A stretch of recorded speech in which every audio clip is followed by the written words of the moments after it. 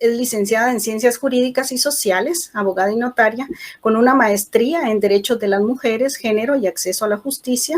De igual forma, tiene un pensum cerrado en el Doctorado Internacional de Ciencias Penales por la Universidad de San Carlos de Guatemala.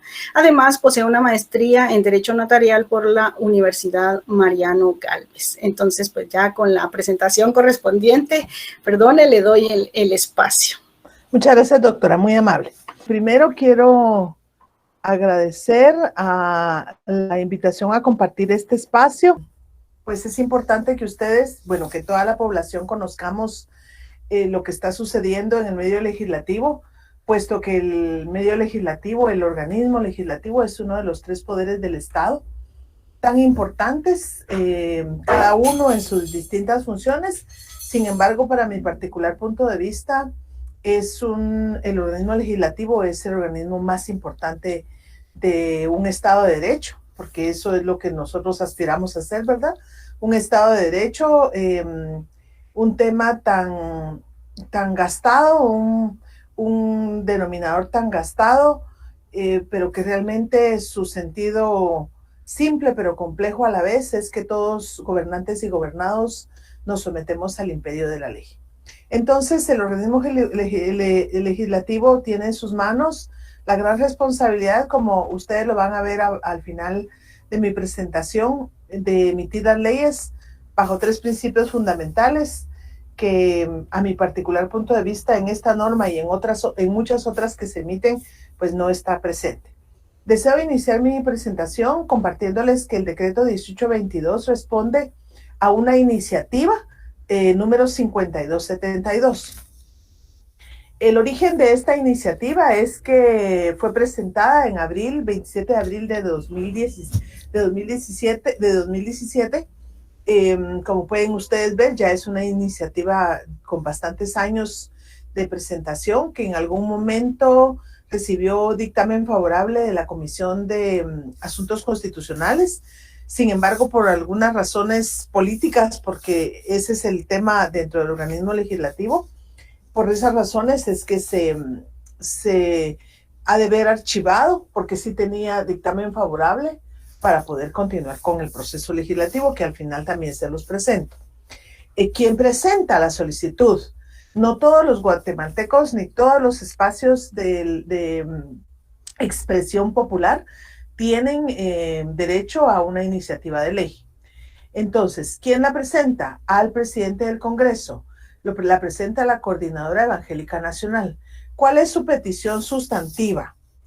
Que se tiene que proteger la familia, se tiene que proteger la vida, el matrimonio entre hombre y mujer, lo remarcan muy bien de esta manera, por eso se los pongo acá, la libertad de expresión y de conciencia, y el derecho de los padres de orientar a los hijos en el ámbito de la sexualidad, sus derechos sexuales.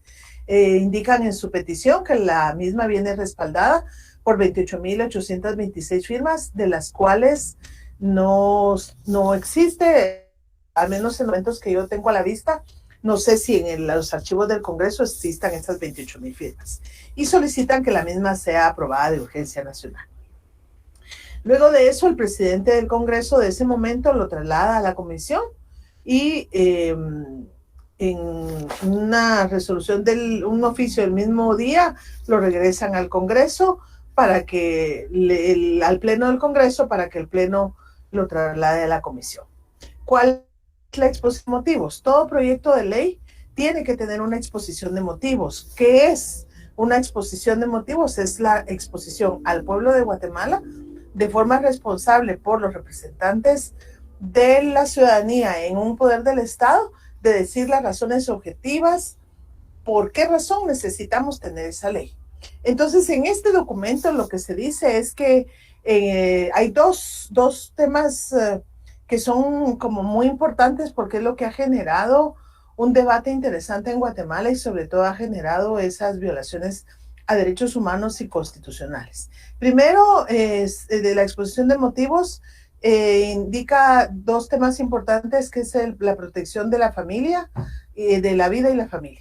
Entonces dice la exposición que el Estado protege a la vida desde su concepción, que es así como se modificó posteriormente la Constitución del 85, y al matrimonio. Dice, en su idea original, es la única institución que brinda al ser humano una vida, una expectativa real de desarrollo pleno. Se los puse entre comillas porque realmente el tema de que la familia es concebida conforme lo tiene nuestra legislación, que no ha sido actualizada. Esa idea no es la que hoy en día le da al ser humano ese espacio de desarrollo pleno. Está probado que no es así. Pero esta exposición de motivos así lo hace. Por eso tal vez ustedes escucharon muchas opiniones que decían que esta ley nos estaba retrocediendo siglos y que todas estas luchas que se habían hecho a través de todos estos años iban como que en detrimento de todo este trabajo que ha hecho estos grupos minoritarios a los que la ley se refiere. El matrimonio dice entre hombre y mujer, ya ven ustedes, lo vuelve a señalar, no solo lo dice al inicio en su presentación, sino que en la exposición de motivos, ya esto es de los legisladores. La anterior expresión, esta, es de la Coordinadora Evangélica Nacional. Dice matrimonio entre hombre y mujer, y la exposición de motivos, que ya es el pensamiento del legislador, establece que el matrimonio entre hombre y mujer es el modelo real que garantiza la vida a través de la procreación. Entonces, ese modelo, en todas las discusiones teóricas que se han tenido, ese modelo ya no es la realidad social en el mundo, y Guatemala no es ajeno a ese mundo. También la exposición de motivos, los legisladores dicen algo que llama mucho la atención, se refiere específicamente, y así lo titulan, como grupos minoritarios. Y ya no se los he puesto textual, pero es en esencia esto, que dice que hay grupos minoritarios que siguen una agenda internacional y que esos grupos minoritarios proponen modelos incongruentes con la moral cristiana, promueven conductas que atentan en contra de la vida.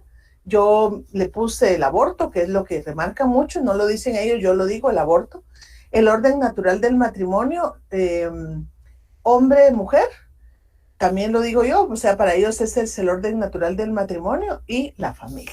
Y lo pongo entre comillas la familia porque esa familia biológica, nuclear, que nosotros tuvimos en el imaginario, en este momento ya no existe. En Guatemala, por distintas situaciones, ya no dejó de existir. Entonces, tiene una exposición de motivos constitucional también, que es uno de los requisitos de una iniciativa de ley. Se basan en el artículo 1 de la Constitución, que establece la protección a la persona. Y muy importante porque dice que el Estado se organiza para proteger a la persona y a su familia. Su fin supremo es la realización del bien común. Prevalece frente al bien particular el bien común. También se basan en el artículo 3, que es el derecho a la vida, y regula el derecho a la vida, que el Estado garantiza y protege la vida desde su concepción, así como la integridad y la seguridad de la persona. También se fundamentan en el capítulo 2, derechos sociales, la familia. El artículo 47 establece la protección a la familia. Dice, el Estado garantiza la protección social, económica y jurídica de la familia. Promoverá su organización sobre la base legal del matrimonio, la igualdad de derechos de los cónyuges, la paternidad responsable y el derecho de las personas a decidir libremente el número y espaciamiento de sus hijos. Si ustedes pueden ver aquí, el mismo Estado nos dice la paternidad responsable. Y esto, pues no se refiere específicamente al padre, ¿verdad? Estamos hablando de padre y madre. Inicialmente se tenía concebido solamente la paternidad desde el punto de vista masculino, pero todo eso ha cambiado, como la misma sociedad es evolutiva. Estamos hablando ahora de la paternidad, incluyendo ambos padres, padre y madre. Entonces, la paternidad responsable, el Estado nos está diciendo que ellos se van a encargar de promover, y eso en Guatemala ha dejado de ser una realidad por voluntad de las personas que han decidido tener hijos, o por necesidad de esas mismas personas que han necesitado salir de este país para poder buscar nuevas situaciones que puedan darle los satisfactores, o la misma violencia. La violencia ha dejado hogares desintegrados, hijos sin padres, sin madres o sin ambos. Entonces eso ya no es una realidad en el país. También basa su fundamentación constitucional en el artículo 56, que establece acciones como causas de desintegración familiar. Se declara de interés social las acciones contra el alcoholismo, la drogadicción y otras causas de desintegración familiar. El Estado deberá tomar las medidas de prevención, tratamiento y rehabilitación adecuadas para hacer efectivas dichas acciones por el bienestar del individuo, la familia y la sociedad. Si ustedes ven en estos articulados, en la mayoría siempre va primero la persona, ¿verdad? El individuo, la persona en lo individual, porque es lo más importante. En el mundo actual, en el siglo XXI, estamos hablando de derechos humanos, porque lo más importante es la persona, el individuo, ese individuo que necesita que el Estado le genere todos los satisfactores que es su obligación para que pueda tener una vida libre de todos los aspectos que la puedan afectar, como por ejemplo la violencia, la falta de trabajo, la falta de oportunidades, la falta de educación y de acceso a todos los servicios públicos, ¿verdad? Si hubiese un servicio público adecuado, como por ejemplo de transporte público, de salud, nosotros no tendríamos que tener gastos adicionales en transporte privado o en salud privada. Entonces el Estado es el obligado a realizar todas estas actividades y nosotros no hemos tenido una política pública que nos ayude a que se cumplan todas estas obligaciones que el mismo Estado se puso en la Constitución. Muy bien, ahora entramos básicamente al contenido. Aquella iniciativa 5272, el pasado 8 de marzo se convirtió en decreto, es decir, una ley de la República que está a punto de ingresar a la vida jurídica y con ello generar mucha inseguridad jurídica. ¿Cómo está integrada la ley? Tiene 3 capítulos y 21 artículos. El capítulo 1 regula las disposiciones generales y está contenido de 2 artículos. El capítulo 2 está contenido del artículo 3 al 13 y su título es Protección al Derecho a la Vida. Y básicamente este capítulo 2 está relacionado con la modificación al Código Penal en todo lo relacionado al capítulo del aborto. Y la modificación es en aumentar todas las penas, casi en 6 veces más de lo que estaba penalizada, y aún más se sanciona el aborto culposo. Todos los delitos de culpa son aquellos que se cometen cuando la persona no tiene la intención de cometer el hecho. Y ese tipo de delitos en general, porque los existen en todos los delitos que están en las leyes penales, estos no son sancionados con menor pena, porque la persona cometió un hecho sin tener el deseo, sin habérselo planificado, y la sanción es menor. Por ejemplo, una persona que conduce en estado de ebriedad y va y en ese estado atropella a una persona y muere. Eso es un homicidio culposo, que es sancionado, pero no de tal manera como el homicidio doloso, cuando una persona se prepara y planifica la muerte de alguien. En este caso es culposo porque cometió un acto de negligencia y de imprudencia, podría ser, para poder realizar un acto que dio como consecuencia un delito. En el caso del aborto no era sancionado porque es sin culpa de la mujer, se produce la muerte, se aborta, se deja sin efecto el proceso del embarazo. Entonces, este es uno de los atrasos porque sanciona. Y otro de los atrasos es que en el caso de los abortos los abortos terapéuticos, que es aquel que se debe realizar porque está en peligro la vida de la madre y se privilegia la vida de la madre y no del producto, no del feto, porque la madre es la que da la vida, ¿verdad? Entonces la ley privilegia la vida de la madre. Entonces en esos casos que por una enfermedad o por una condición médica debe efectuarse el aborto, lo que hacen es que lo mantienen, pero le ponen la condición que haya dictamen de 2 médicos especialistas en el tema. Imagínense ustedes en las aldeas, en los municipios, en los departamentos, incluso en Guatemala no todos tienen la posibilidad de tener dos médicos que tengan la especialidad. Entonces, esas son las cosas que fueron complicando en el capítulo segundo, protección del derecho a la vida. El capítulo tercero se refiere a la familia y al matrimonio, está del artículo 14 al 19, es en donde básicamente tiene toda la carga de odio. Para mí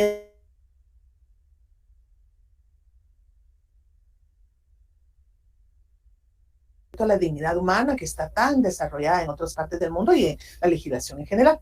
El artículo 20 son las derogatorias y el 21 es la vigencia. Y la vigencia nos dice cuándo inicia a tener vida la ley. Las derogatorias, muy importantes, estos artículos siempre van en toda ley, porque la derogatoria nos dice, mire, esta ley deroga todo lo que se oponga a la presente. Entonces aquí está derogando una serie de normas anteriores, porque así lo dice la norma y así lo dice la teoría también. Una ley posterior deroga una ley anterior. Esta es la composición del decreto 18/2022. En el capítulo primero, que era lo que yo les decía, hay dos artículos. Primero, el objeto, que es el mismo que hemos venido comentando, por eso para mí era importante que ustedes tuvieran el antecedente de la iniciativa 5272. El objeto dice la protección a la vida, a la familia, la institución del matrimonio entre hombre y mujer, libertad de conciencia, libertad de expresión y el derecho de los padres a orientar a los hijos en el ámbito de la sexualidad. Solo ese es el objeto, pero es un objeto que trasciende, que traslada una carga compleja, pero también trastoca vidas, ¿verdad? Trastoca la sociedad en general, el núcleo de la sociedad, que ya no es como era hace 50 años. Y el artículo 2, que son las definiciones, solamente tiene 3 definiciones con una serie de contradicciones. La ley no solo tiene falta de técnica legislativa, sino que también no tiene una, en la redacción, tiene muchas contradicciones, pero que al momento de que nace a la vida una ley, genera inseguridad jurídica porque ha restringido derechos, como en este caso. Por ejemplo, en el caso de la diversidad sexual, dice que son conductas distintas a la heterosexualidad y a la biología. La familia nuclear pone que es solo padre, madre, hijo. Y la familia ampliada establece que son personas unidas por vínculo natural o jurídico hasta el 4º grado de consanguinidad y 2º de afinidad, y los esposos que no forman grado pero tienen parentesco. Entonces ahora les comento esto que no está en la ley, sino es parte del análisis que nosotros hemos realizado. El Código Civil data de 1964. El 1 de julio de 1964 entró en vigencia un código que es muy bueno. No ha sido modificado. Es bueno para todo lo que ha durado, pero también hay instituciones que ya no responden a la realidad social. Entonces, fíjense que dice el Código Civil. Se los pongo aquí para que vean cómo la repetición y la falta de los requisitos para emitir una ley, como lo es la profesionalización. Aquí nos dice que la familia ampliada son personas unidas por vínculo natural o jurídico hasta el 4º grado de consanguinidad y 2º de afinidad. Y en el artículo 20 nos está diciendo que se deroga toda situación que no esté, que se oponga a la presente ley. Y el artículo 190 del Código Civil nos dice, la ley reconoce el parentesco de consanguinidad dentro del 4º grado, el de afinidad dentro del 2º grado y el civil que nace con la adopción y solo existe entre adoptante y adoptado. Los cónyuges son parientes pero no forman grado. Fíjense cómo deja sin efecto el parentesco civil, porque el civil es el que nace entre la adopción. En la adopción, que es una institución que se utiliza en Guatemala. Cuando hablamos de consanguinidad estamos hablando de un parentesco de sangre. Cuando hablamos de afinidad estamos hablando del parentesco que une a las familias del esposo con los parientes de este. Y los esposos que son parientes, más no forman esos grados que están relacionados en la ley. Entonces, este artículo, ¿qué es lo que sucede?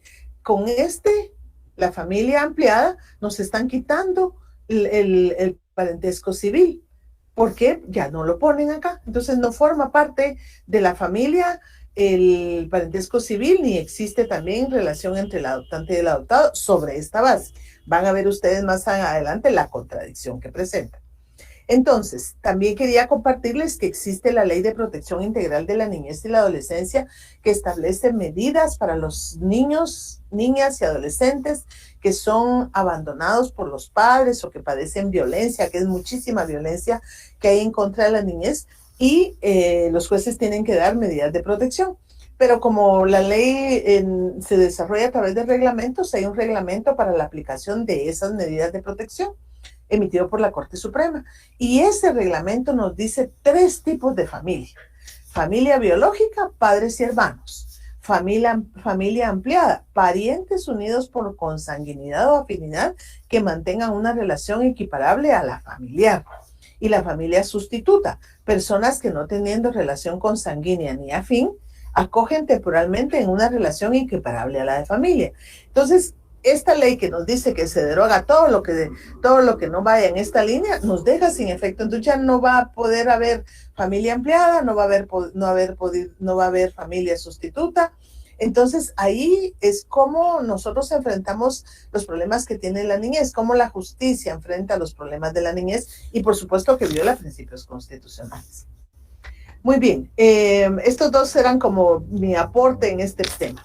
Hay reformas al Código Penal que les decía en el título 2, que el fin de esto es aumentar las penas para, según ellos, con esa sanción se va a limitar la situación del aborto en Guatemala cuando no es la penalización no resuelve los problemas de seguridad. Lo que resuelve los problemas de seguridad y todos los problemas que tiene un país es la prevención.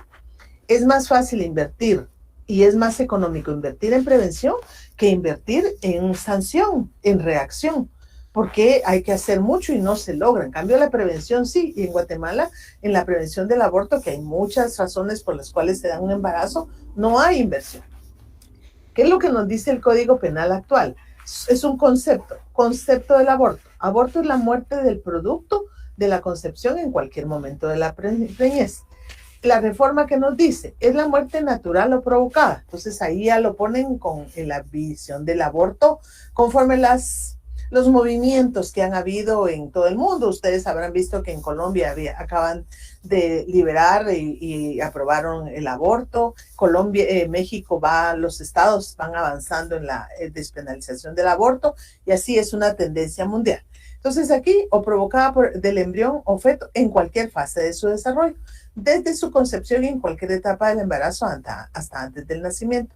Y con ello se va toda la normativa hasta el artículo 19, en donde sancionan duplicando, triplicando, sextuplicando las penas del aborto. Muy bien. Ahora, los considerandos de las leyes no son parte de la ley en sí misma. Sin embargo, sí nos dan una idea de qué pensó el legislador en cuanto a esto.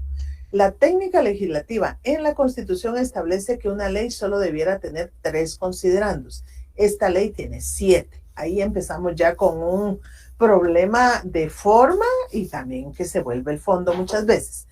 Y quise ponerles el 7º considerando porque es el considerando más discriminativo y de más odio y de más falta de observancia al principio de igualdad que a mi particular punto de vista tiene esta ley.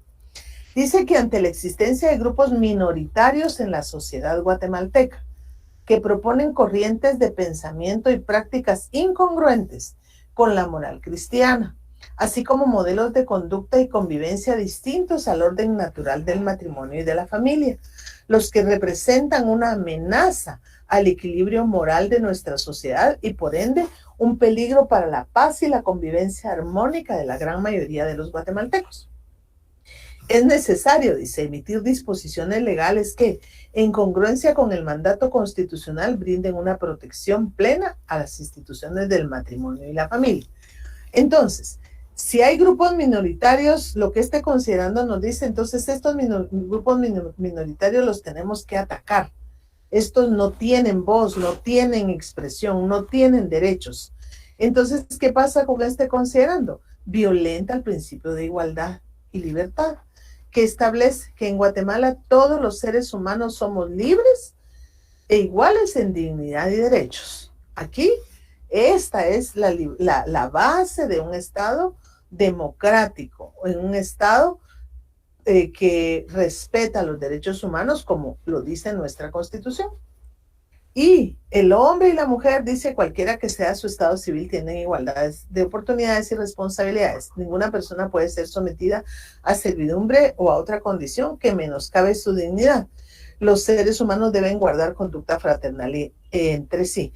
Les remarqué que menoscabe su dignidad porque esta es la tendencia del siglo XXI a través de toda esa lucha de muchas personas a través de muchos siglos. En el caso de las mujeres, desde el siglo XIV se tiene documentado, puede haber antes, pero desde el XIV se tiene documentado que las mujeres y algunos hombres empezaron a oponerse al régimen de indignidad, de discriminación, de falta de oportunidades que había para las mujeres, con una escritora, Christine de Pizan, que escribió muchos libros en relación al tema y a esa situación de indignidad de las mujeres. Imagínense aquí con esta expresión de que grupos minoritarios entonces no tienen posibilidad, no tienen derechos, hay que hacerlos a un lado, nos están regresando a cuántos siglos.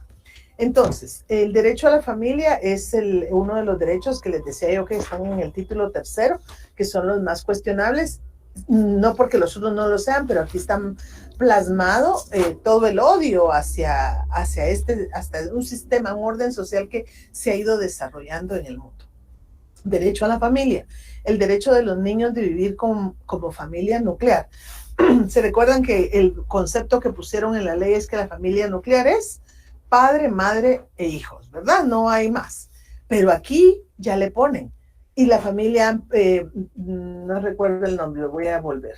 Familia ampliada.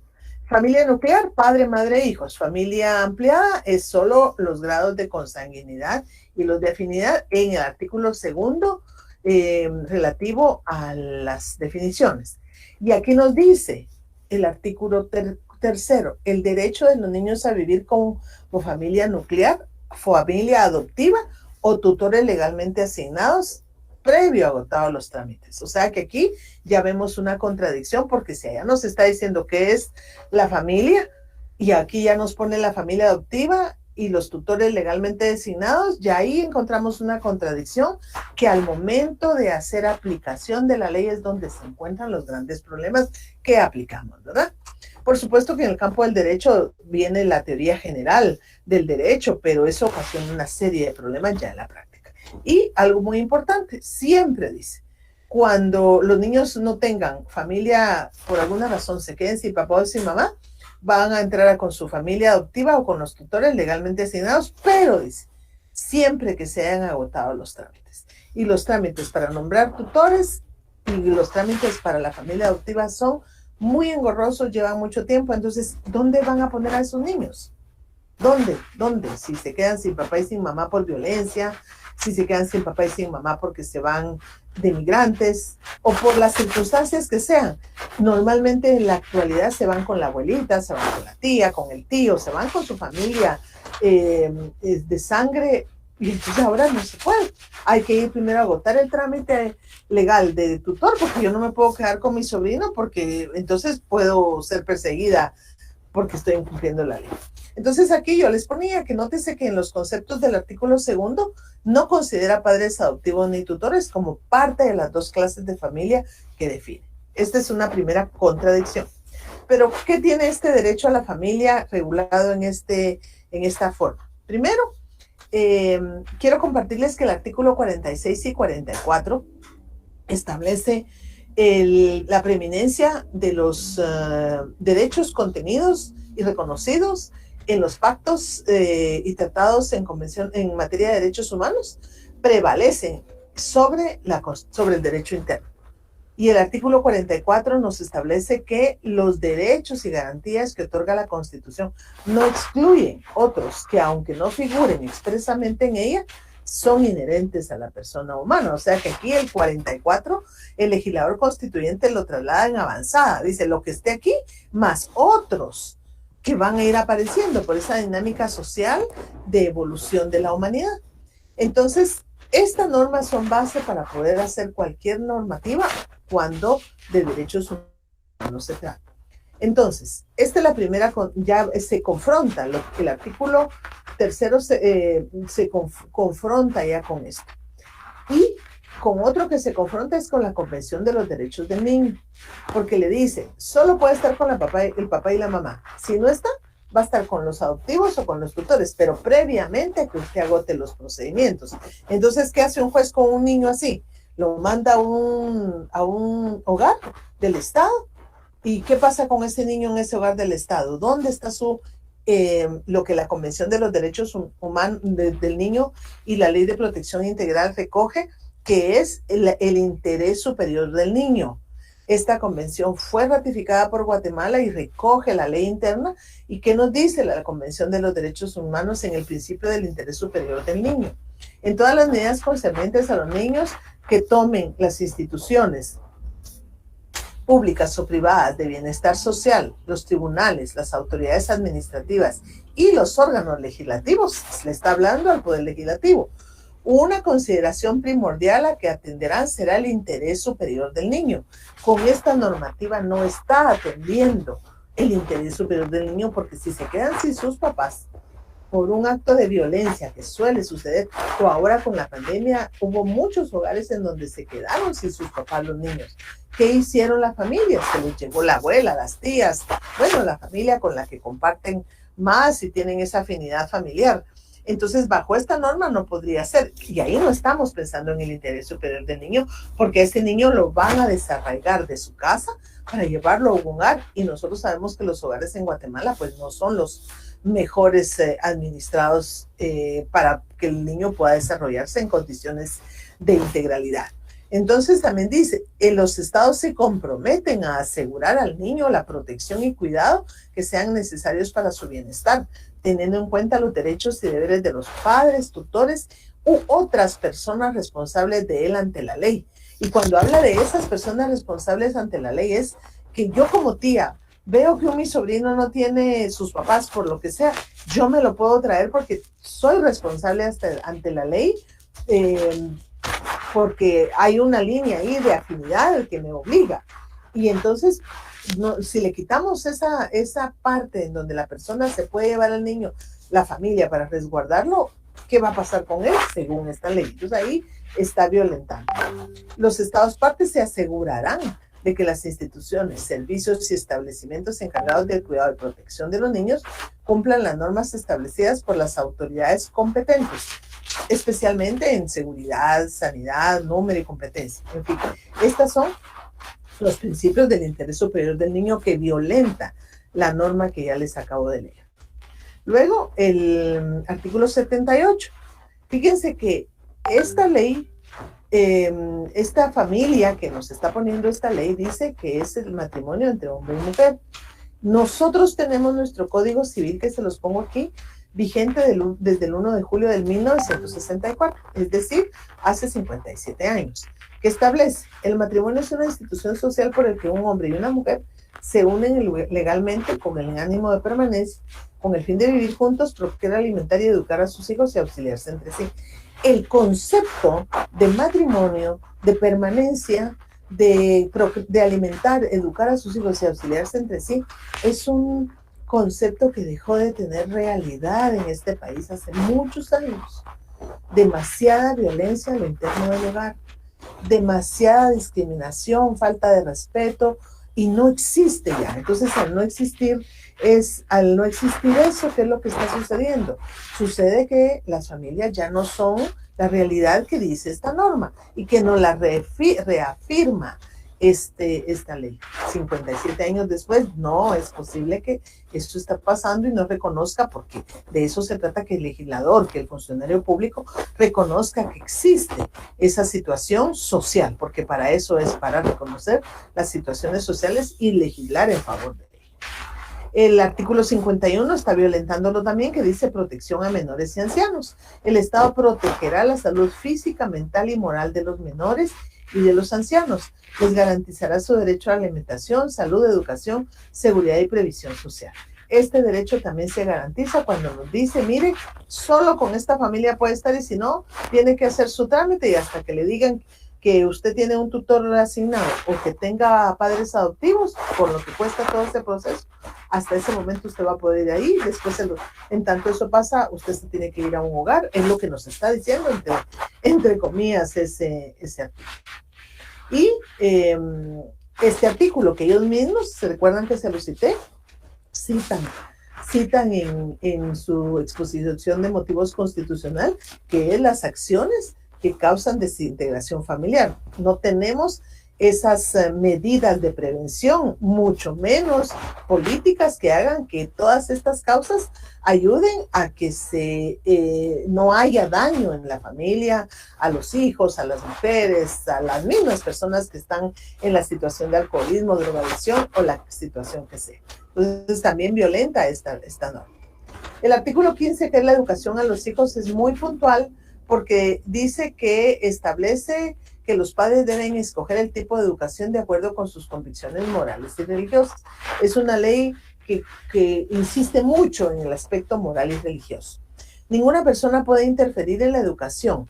Prohíbe a los centros educativos públicos y privados promover programas de educación sexual.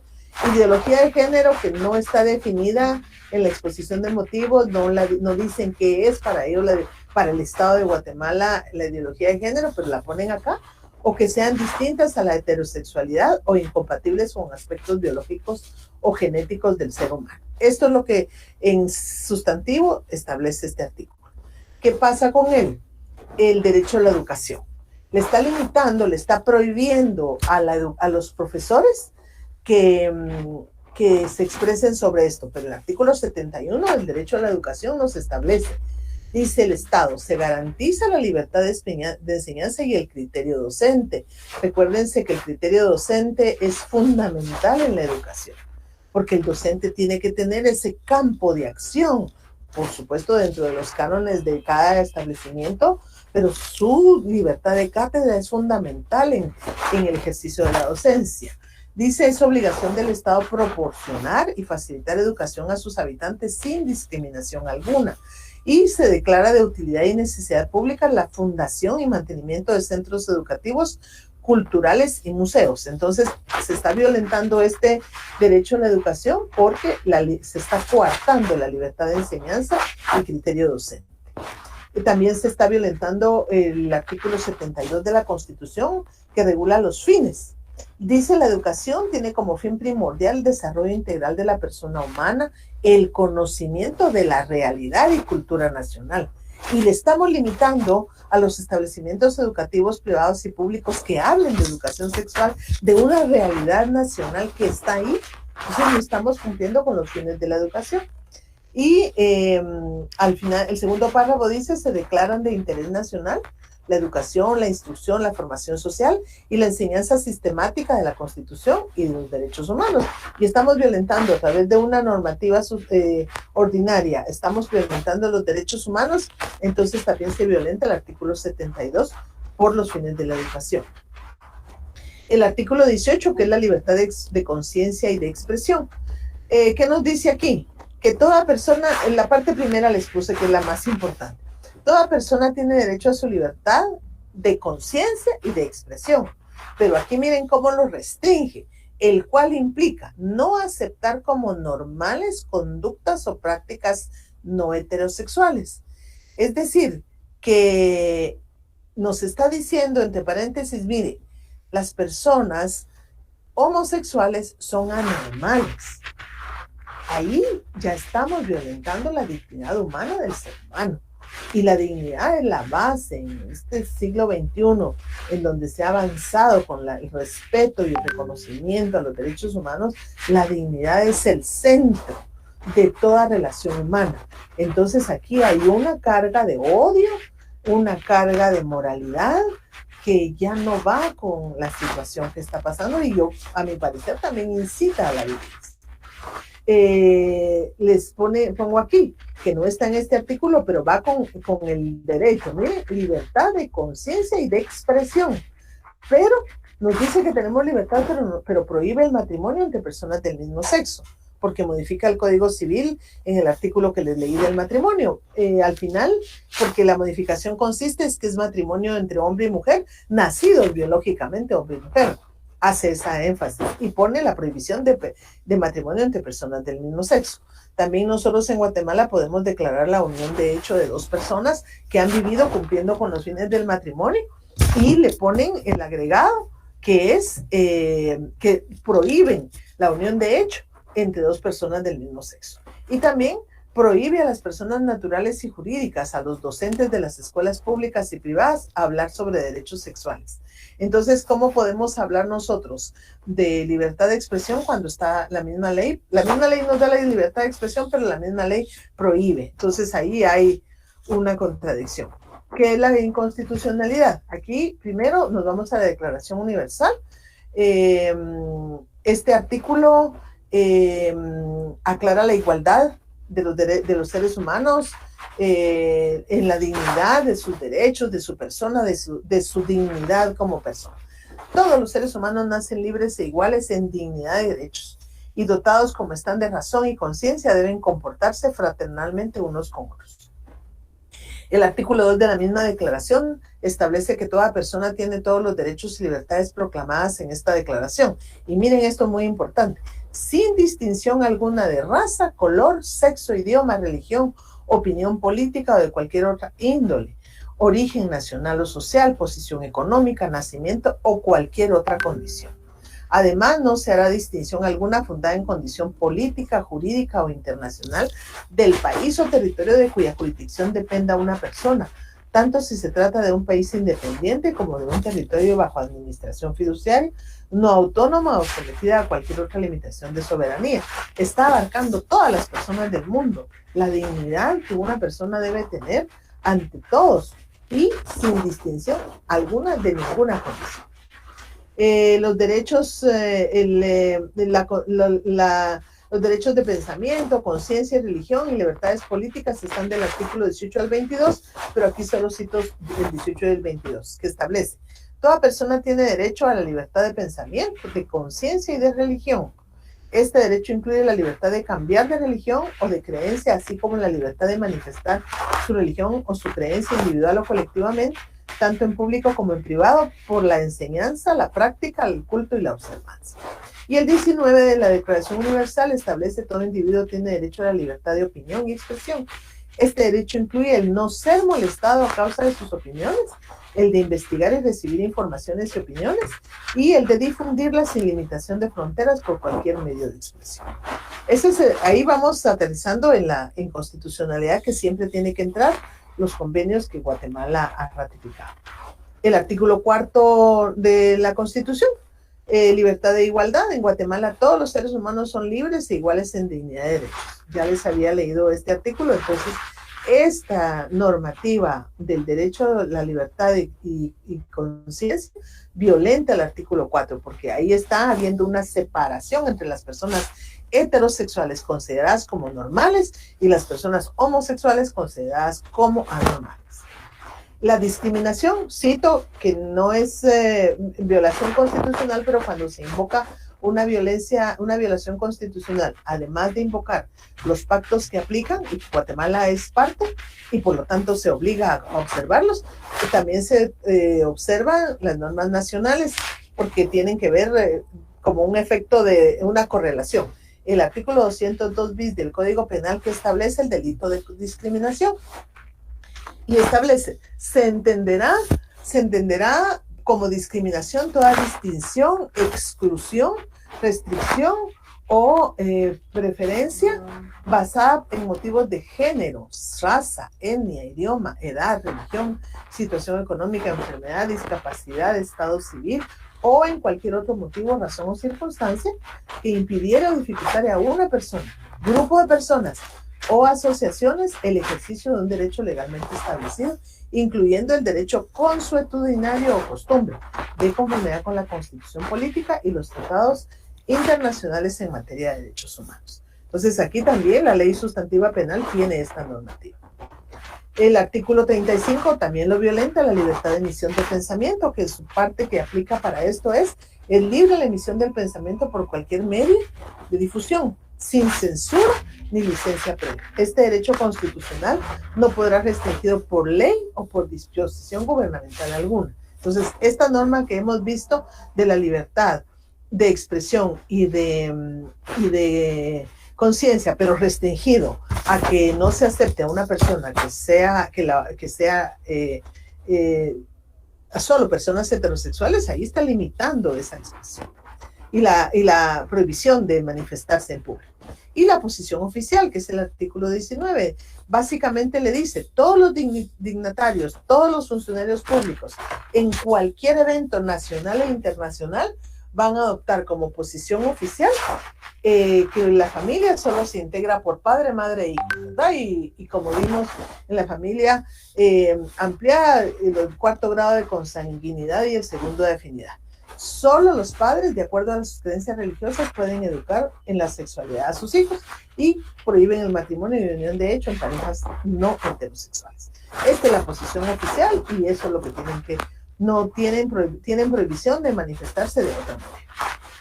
Y este violenta, por supuesto, el artículo 46 de la Constitución, que establece que en materia de derechos humanos tienen preeminencia los tratados y convenios ratificados por Guatemala. Y esos tratados ya han reconocido todos los derechos de las minorías. Y esos derechos de las minorías son exactamente respetables, al igual que los derechos de las mayorías. La diferencia es que el derecho de la mayoría o la voluntad de la mayoría es la que se debe acatar, pero sin respetar las opiniones o los derechos de las minorías. Los términos incorrectamente aplicados que generan inseguridad jurídica, por muy sencillos que se miren. Términos médicos, por ejemplo, según los diccionarios, dice que el mortinato es la muerte en el útero de la madre en las últimas 20 semanas del embarazo. ¿Qué dice el decreto 1822? Que es la muerte natural o provocada en cualquier etapa del desarrollo. Miren qué incongruencia. La doctrina también es una fuente del derecho, pero al momento de aplicarla, los responsables de hacerlo siempre se van a la norma. Por eso es el positivismo jurídico, ¿verdad? Solo la norma, y eso ya no existe en el mundo jurídico. Ahora hay que aplicar todo el derecho natural que viene de los pactos internacionales, conocido como la convencionalidad, el control de convencionalidad que tienen obligación de hacerlo porque prevalecen sobre estos derechos, pero genera una inseguridad jurídica. La formación y sanción de la ley. Hasta aquí, anteriormente ya les comenté en forma muy rápida que inconsistencias, inconstitucionalidades, violencia, carga de odio, tiene esa normativa que al final cuando se viene a convertirse en ley genera mucho problema, mucha inseguridad para quienes la tienen que aplicar, que normalmente son los funcionarios públicos. Y como nos vamos a la positivación de la ley, somos positivistas en Guatemala, solo vemos lo que está en la norma. Y esa norma, como ustedes vieron, el artículo 78 del Código Civil de 1964 ya no es actual a esta realidad, ¿verdad?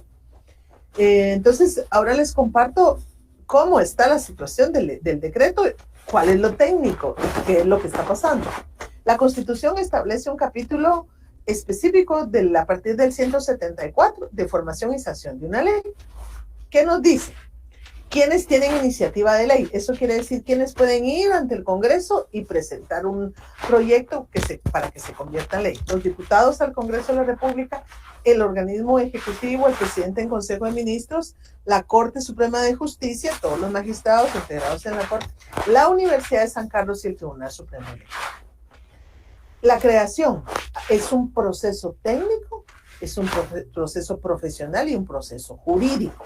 Cuando hablamos de proceso técnico, es un proceso en donde los legisladores han hecho un análisis de la procedencia de una norma, de acuerdo a la situación social. Profesional, porque tienen que cumplir con todos esos pasos que establece la Constitución para la formación de una ley. Y jurídico, porque tiene que tener ese basamento jurídico nacional e internacional. Esas son las tres etapas que deben tener en una creación de la ley. ¿Qué es lo que pasa? El proceso de formación es sencillo, pero complejo a la vez. Presentación y discusión. Esta presentación es ante el Pleno, la deben hacer a través de 3 sesiones. Habrán ustedes visto en algún momento en las noticias que hay un momento en donde están leyendo artículo por artículo y no se le entiende al secretario qué es lo que está leyendo, porque una de las 3 sesiones, la tercera, tiene que ser la lectura de artículo por artículo. ¿Qué fin es eso? Que el Pleno oiga qué es lo que dice la norma para que vayan tomando nota y se enteren, pues tengan la conciencia de lo que están aprobando. Luego de esas 3 sesiones, con los votos que correspondan, porque cada ley tiene votos distintos, si es constitucional o si es ley ordinaria, si se aprueba la ley, como en este caso, deben, no es si quieren, deben mandarla al presidente en un plazo de 15 días para la sanción y la publicación. Recibido por el presidente, él tiene 2 opciones, sancionarla o vetarla.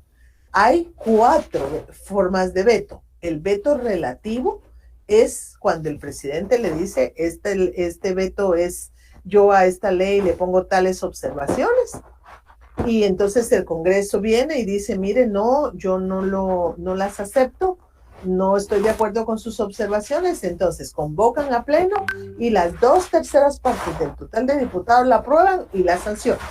Ya ahí no pasa por el presidente porque ya él dijo que no. El veto total es cuando definitivamente no aprueban la ley. El veto suspensivo es cuando el presidente suspende la entrada en vigencia de un decreto. Los decretos de conformidad con la Constitución entran en vigencia 8 días después de su publicación en el diario oficial, pero el legislador puede poner plazos mayores o menores por las mismas circunstancias técnicas en que ha leído la norma. El veto absoluto es cuando el Congreso acepta las observaciones del Ejecutivo y no insiste en publicar la ley. Entonces, ¿qué es lo que debe pasar con este? Estoy hablando del deber ser, ¿verdad? ¿Qué es lo que debe pasar? El Congreso debe mandarle al presidente en 15 días esta ley. El presidente debe hacer un veto que conlleve las observaciones que ellos consideren, y el Congreso, si quiere terminar con eso, el presidente debe emitir un veto absoluto. Entonces, y el Congreso las debe aceptar porque están, ya lo hemos oído por los medios de comunicación, y al aceptarlas ya no insiste en publicar la ley, que es lo que sabemos por medio de las noticias. El día de ayer fue lo último que yo escuché, que dice que la presidenta ya aceptó que lo va a archivar. En una propuesta que hicieron un grupo de parlamentarios que están inconformes con la ley, citan como precedente un decreto del Congreso del año 2017, me parece, cuando ellos hicieron una reforma y rebajaron penas, y hicieron una cuestión impensable en materia penal, y hubo una encerrona, se recuerdan, el pueblo fue un 15 de septiembre, si no estoy mal, fue y los encerró y ellos lo archivaron. Ese es un precedente, sí, pero es ilegal para mí, porque este es el proceso. Lo mandan allá, el señor presidente lo veta y ellos lo cierran y lo guardan y lo archivan. Entonces, pero ya con ese proceso. Pero lo que entiendo que están haciendo en este momento es archivar, y ese proceso no está en ley. Yo con esto he terminado, doctora. Les agradezco por su atención. Muchísimas gracias, maestra Mayra Vélez. Realmente muy agradecidas agradecidas y agradecidos en nombre del personal de la Facultad de Ciencias Químicas y Farmacia por esta inmersión total en las leyes de nuestro país y en los convenios, convenciones internacionales también, ¿verdad? Definitivamente, pues quienes leímos el decreto aprobado ya, nos dábamos cuenta de la incongruencia de esta ley, pero con su exposición es realmente en sobremanera, ¿verdad? Es inconstitucional. Bueno, le quisiera leer algunas preguntas en lo que se animan los asistentes. Como le comento, la Facultad de Ciencias Químicas y Farmacia incluye algunos profesionales del área de salud, y una de las preguntas que han surgido es qué implicaciones tiene para el personal de salud el que llegara en algún momento aprobarse esta ley o una ley similar en un futuro, ¿verdad? Con tantas penalizaciones, por ejemplo, con respecto al aborto, por ejemplo, ¿verdad? ¿Qué implicaciones tiene para el personal de salud? ¿Qué debe hacer este personal de salud, ¿verdad? ¿O cuáles serían las sanciones para ellos en dado caso se aprobara una ley similar? Muy bien, es importante, hay una norma en la ley del organismo judicial que establece que nadie puede alegar ignorancia ante la ley.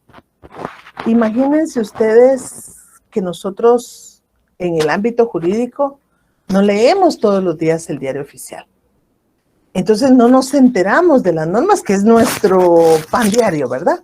Imagínense ustedes otras disciplinas u otras personas que no tienen ni para comprar el pan, a qué horas van a comprar el diario oficial.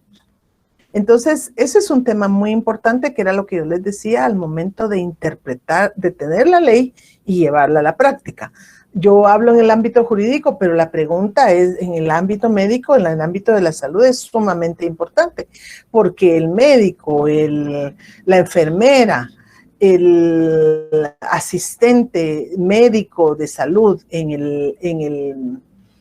el lugar es el que se enfrenta con esta situación.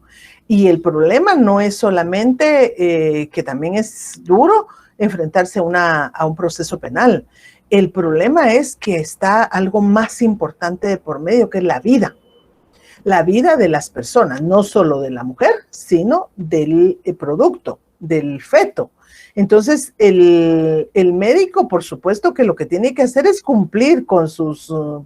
el médico tiene que cumplir con su juramento y tiene que decidir. Por eso la ley establece el aborto terapéutico, y el aborto terapéutico es porque está en peligro la vida de la mujer y es la que se debe salvar, no la del producto por la situación que nosotros conocemos. Entonces, ¿qué es lo que tiene que hacer? Para mí es actuar conforme sus principios, demostrar, documentar todos los padecimientos, es decir científicamente, porque ahí sí que ante la ciencia la ley tiene que acatarse, ¿verdad? No es la ley mayor, sino es la ciencia, porque la ciencia nos está demostrando exactamente qué es lo que sucedió. Entonces, por eso es que en la evolución del derecho penal ahora las ciencias forenses, que son todas las ciencias, no solo las ciencias sociales, sino todas las ciencias, son una herramienta fundamental para la administración de justicia. Entonces, para mí lo que se tiene que hacer en el ámbito de la salud es documentar con los exámenes, con todas las herramientas que tienen científicas para demostrar que la decisión que tomaron era la correcta. Porque lo primero en el tema del aborto es salvar la vida de la madre, ¿verdad? Y por eso existe el aborto preterintencional. Gracias, doctora. Muchísimas gracias. Aquí hay otra pregunta. Dice, ¿cómo y por qué la Coordinadora Evangélica Nacional pudo presentar la iniciativa de ley, ya que de acuerdo al artículo 174 de la Constitución existen órganos e instituciones que son facultados para presentar esta iniciativa de ley? Es correcto, eso es algo muy importante, esa pregunta, porque lo que hace la coordinadora es, por medio de una carta, entregársela al presidente del Congreso. Entonces, el presidente del Congreso lo que hace en ese momento es asumirla como que él la presenta. Entonces, él la envía al Pleno. Y al enviarla al Pleno se cumple ese requisito formal, ¿verdad? Entonces, las organizaciones no gubernamentales o las personas acostumbran a acudir ante un diputado y van con el diputado y le dicen, mire, tengo esta ley, el diputado lo analiza, dice si está bien y ya la asume como propia y la presenta. Entonces, la presentan al presidente, pero el presidente en su calidad de diputado del Congreso es el que la traslada al Pleno. Por eso es que se da ese inicio de la formación de ley.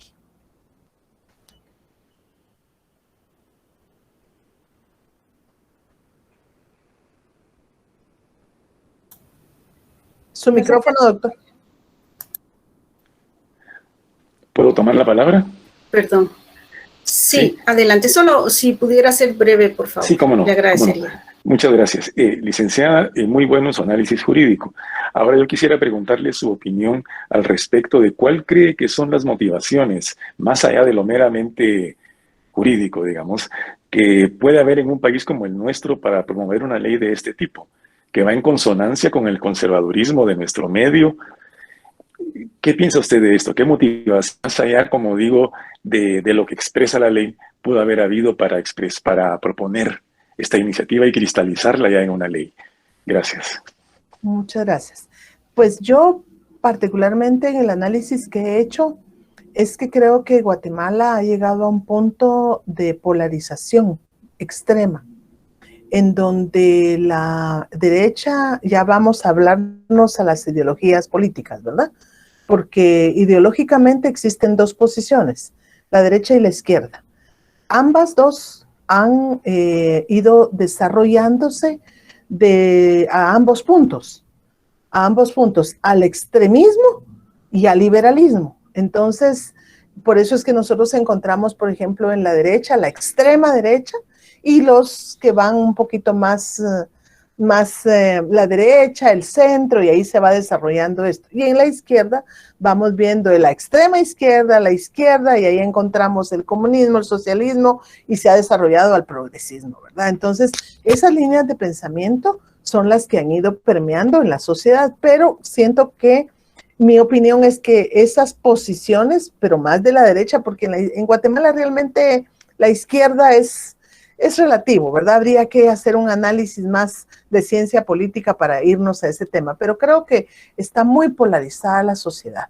Y entonces, como hay un país tan cercano a nosotros como es México, y hay un país, Colombia, que tiene mucha relación con Guatemala, que ya avanzaron en la despenalización del aborto, y por ese choque de posiciones que no están tan definidas, por supuesto, porque las ideologías en Guatemala están así como muy complicadas, pero creo que eso es lo que dio como consecuencia que la Alianza Evangélica, que se ha ido metiendo todo, no solo la Alianza Evangélica, sino todo el tema religioso, se ha ido metiendo en el Estado, como ustedes se han visto, lo que hace siglos el Estado y la religión se separaron, hoy como que está volviendo ese fenómeno. Entonces ellos pues presentaron esta iniciativa y por supuesto que tiene mucho que ver con que los diputados que la aprobaron tienen esa misma motivación, ¿verdad? El frenar un posible movimiento que pueda haber en Guatemala sobre el aborto, sobre la comunidad LGBT. Ustedes saben que la comunidad LGBT ha ido en avance, su reconocimiento, han luchado, han sido muy estigmatizados, han sido muy discriminados, violentados, han ido en ese proceso avanzando. Guatemala Guatemala ha tenido esa predisposición a toda la comunidad de la diversidad sexual. Hay violencia, bueno, hay una serie de cosas en este tema y nosotros tenemos que recordar que la dignidad humana es lo que prevalece. No importa lo que yo piense, lo que yo sienta, mi color de piel o el idioma que yo hable, mi pensamiento, no importa, es mi dignidad lo que se respeta. Pues a mí me parece, pero no soy analista político, pero yo pienso que es por esa agenda que ellos vieron tan cercana a Guatemala. México está avanzando muy bien y el movimiento feminista, créanme que es bastante fuerte. Entonces, en Guatemala no tanto como en estos países, pero sí es fuerte. Entonces, yo creo que eso es, y aprovecharon un momento para sellar esa posibilidad que exista ese movimiento en Guatemala. Gracias. Con gusto. Tal vez una última pregunta, abusando de su tiempo. La Universidad de San Carlos es una de las pocas instituciones a nivel nacional que tiene iniciativa de ley. Sí. En este sentido, pues del dicho al hecho, pues hay mucho, ¿verdad?, por hacer. ¿Cuál sería ese mecanismo o esa fortaleza que nosotros en la facultad aglutinamos profesionales, investigadores de mucho prestigio en el área de salud, por ejemplo, ¿verdad?, en el área ambiental también, que tienen pues toda la capacidad de presentar una propuesta de ley con toda el bagaje científico que tiene. Y la Universidad de San Carlos tiene esa iniciativa de ley, pero llegar a lograr que eso sea una ley, hay mucho trabajo por hacer. ¿Cuál debería ser nuestro papel como científicos y como universidad en ejercer ese derecho y obligación de la universidad? Fíjese, doctora, y bueno, y a todos los profesionales que están acá, aquí Luis Manuel López Dávila, antes de contestar su pregunta, doctora, hace un comentario que me parece muy importante. Dice que el aborto es un tema que no se relaciona con la homosexualidad, por supuesto. Son dos temas, primero son tabú y son, pues a mi particular punto de vista, hay mucha doble moral, ¿verdad?, en la sociedad. Pero ambos rompen con el pensamiento conservador de la base cristiana. Y aunque es un tema muy complicado, es muy controversial y muy delicado, pero desde que inició el proceso de fuerte en el mundo del aborto, la iglesia se empezó a manejar la ideología de género. Entonces la han desnaturalizado a lo que realmente es el enfoque de género desde el punto de vista feminista. Entonces el aborto hay que conocer la base técnica filosófica para saber por qué se está pidiendo la despenalización. No se está hablando dentro del movimiento feminista, que es donde nace el derecho a decidir, no se está hablando de que una mujer tuvo relaciones sexuales y no tuvo sus precauciones, resultó con un embarazo y fue a abortar. Una mujer que no quiere el hijo y va a abortar, no se trata de eso. Hay una serie de circunstancias muy lamentables que podría ser bueno, y ahí voy respondiendo a su pregunta, doctora, ir en ese análisis, ¿por qué es que el movimiento dice, mire, mi derecho a decidir? Una de las cosas que es muy controversial, por supuesto, esto es de discutirlo, analizarlo y ponerse en la realidad. En Guatemala hay una cantidad de miles de niñas violentadas sexualmente por sus parientes cercanos o personas que no conocen, pero al final violentadas sexualmente. Entonces imagínense si a veces una mujer de 30 años no está preparada para una maternidad, una niña de 14, y se le condena a vivir en esa situación. Le digo, es un tema muy controversial que hay que hacer un análisis. Entonces la doctora me preguntaba, ¿qué pueden hacer? Yo creo que las áreas de investigación de la universidad pueden hacer muchísimo, sabiendo, por supuesto, que hay muchas personas muy preparadas en esto. Entonces yo les decía a ustedes que en las posibilidades de la formación de la ley hay 3 principios, se los cité al inicio. Y los 3 principios es la responsabilidad, estaba tratando de encontrar por aquí, por mi constitución este tema, es la objetividad, la responsabilidad y el área jurídica. La objetividad, ¿qué es la objetividad? Es esa investigación que precisamente hacen los institutos de investigación. Y los institutos de investigación se dedican a eso, a saber cuáles son las causas, qué está pasando con los embarazos, qué está pasando con esa maternidad, qué les está pasando a las mujeres en Guatemala, cuál es su realidad social, qué es lo que debería de tener toda ley, toda iniciativa de ley. Esa es la investigación que les sirve de base. ¿Para qué? Para generar su exposición de motivos y su contenido. Entonces, si nosotros tenemos un documento técnico científico, que para mi particular punto de vista debería de ser esa la base de todas las leyes. Si tenemos un documento técnico científico que nos diga, los profesionales de la salud, miren, en Guatemala hay 340 municipios y no sé cuántas aldeas. Y en las aldeas hemos visto, con números, ¿verdad? Hemos visto que hay esto, que hay esto, que hay esto, que hay esto. Hemos visto que las jóvenes universitarias, por ejemplo, por citar un ejemplo de algo que pasó hace algún tiempo, están teniendo las casas de abortos al salir de la universidad y ahí se mueren. O sea, que los abortos en Guatemala existen clandestinos. Es peor todavía porque no hay educación sexual. Entonces ahí no educamos en la sexualidad y en el ejercicio de los derechos sexuales a los jóvenes que están ahora más despiertos que nosotros porque tal vez tienen más acceso a los medios de comunicación. Entonces, para mí es esa base, tomando como fundamento que son 3 elementos fundamentales para poder hacer una ley, una propuesta de ley. Lo primero es esa investigación. ¿Nos interesa el tema de la educación sexual? Bueno, sentémonos a ver qué está pasando.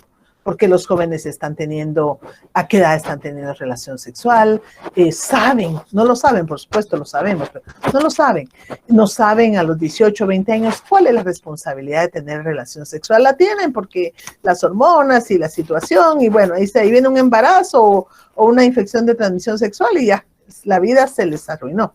Entonces, esos estudios son la base. Un estudio técnico científico es la base para poder hacer todo lo demás. O sea, lo más importante de una iniciativa de ley es tener un estudio técnico científico que usted les presente a las personas, a quienes son los encargados de la universidad, que es el consejo, tener esa iniciativa y decir, aquí está la exposición y aquí está la redacción. Para mí ese es el camino, doctor. Totalmente de acuerdo con usted. Bueno, yo creo que vamos a terminar por el momento este conversatorio, esta excelente exposición de su parte, maestra. Extiendo pues el agradecimiento por su tiempo de parte del Instituto de Investigaciones Químicas y Biológicas y de la Facultad de Ciencias Químicas y Farmacia. Vamos a enviarle por medio de su correo electrónico un diploma, ¿verdad?, de agradecimiento por su tiempo y por pues, esta excelente exposición de la ley. Indudablemente, como pone alguien en el comentario, ¿verdad?, este tipo de eventos es importante porque, como dice usted, no todos leen el documento y mucho menos saben las implicaciones que tiene para la aplicación de la ley, ¿verdad? Entonces, le agradezco muchísimo y nosotros pues acá damos por terminado y muchísimas gracias por su tiempo. Muchas gracias. Gracias a todos. Qué gusto saludarles. Cuídense mucho. A la orden siempre. Muchas gracias.